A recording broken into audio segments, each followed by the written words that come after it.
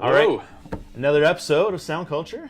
We're going to be talking about LCD Soundsystem's Sound of Silver this week, and it's going to be a really fun review because these guys are a really fun band. So check it out.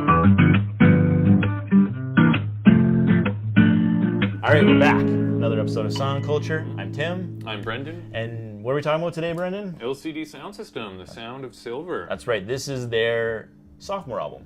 Yeah, I think 2007 is when this came out. Yeah. Right? Following their self-titled, which was an amazing album and which put them on the charts, obviously. Oh yeah, got them out there. Yeah, so this album came out in, I think, late 2007. I don't know when Grammy Awards usually happen, but it was nominated for a couple of awards. Mm-hmm. And it is a dance rock album for adults, is what I have heard about it. And you know, it'll get you moving. Whether or not you like to dance, this will get your head bobbing. It's great music to listen to in your car. And yeah, people have called it dance punk or electronic punk, and it's pretty unique, and most people enjoy it. I don't think I've ever met somebody who doesn't really enjoy these guys after they hear them. It is definitely a more serious album than their debut, it's not to say that it's not fun. Mm-hmm. And there's definitely humor in it, but it's a lot more not somber, because that's the wrong word, but it's not as juvenile in like the jokes they make. Yeah, I'd say the humor is a big thing that's pretty consistent, but they don't go all over the place with it. And James Murphy is the lead, and you have Patrick Mahoney on drums and percussion, and Tyler Pope is the bass guitarist.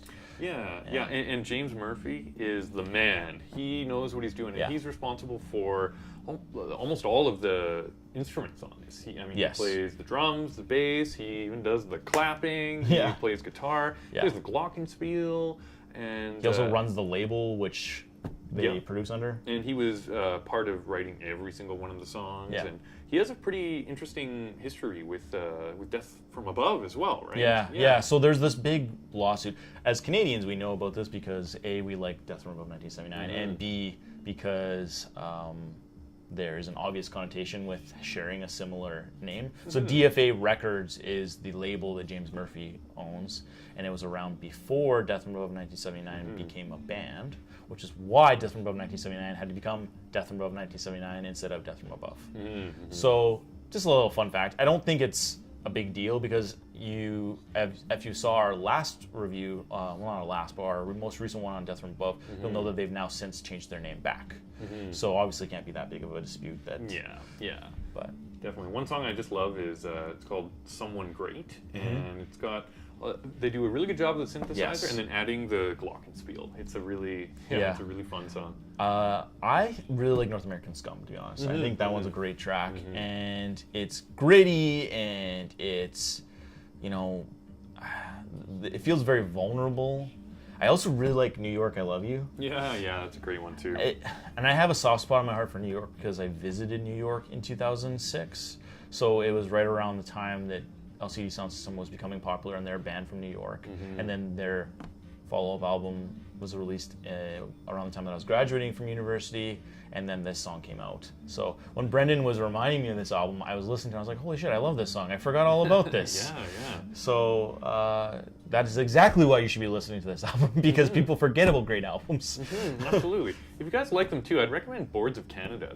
Boards of Canada are a little bit on the ambient side, but those two bands really kind of remind me of each other. They resonate well together, for sure. And this album too has a lot of backup musicians as well. I think they have the violin, the viola, the cello, the kalimba, the piano, and like I was saying, the glockenspiel. So it's really interesting and fresh, I find. Another interesting thing about these guys is they were influenced by bands like New Order and Public Image. And if you didn't know this about them, just like Death from Above 1979, they worked together for a few years and then they split and then got back together again and made America, which is their latest album. And as much as I think that their debut album and Sound of Silver are amazing albums, and I love them, America is their best one yet. Yeah, they're getting the experience, and they're also demonstrating growth, I think. And they're not getting old, I find. And James Murphy too has a really cool style with his vocals. It's almost like he's kind of talking, and I think that's where like the humor aspect comes up. And I mean, it's not just monotone talking, but he has a different style that Yeah. I think attracts a lot of people. Yeah. Also, it's called American Dream, not America. Sorry. My notes. I have notes. I looked down. I was like, no, I said that wrong. Yeah. So anyway, so this is a great album. You should definitely listen to it. Check it out. And I think you'll enjoy it whether you're a youth or an adult. So this has been Sound Culture. Thanks for watching. Yeah, and if you like what you see, then please like and share, and better get subscribed. Yes. And if you like Death from Above, we have another review on the same channel. Yeah, and check it out. Yeah, absolutely. Thanks for watching. Thanks.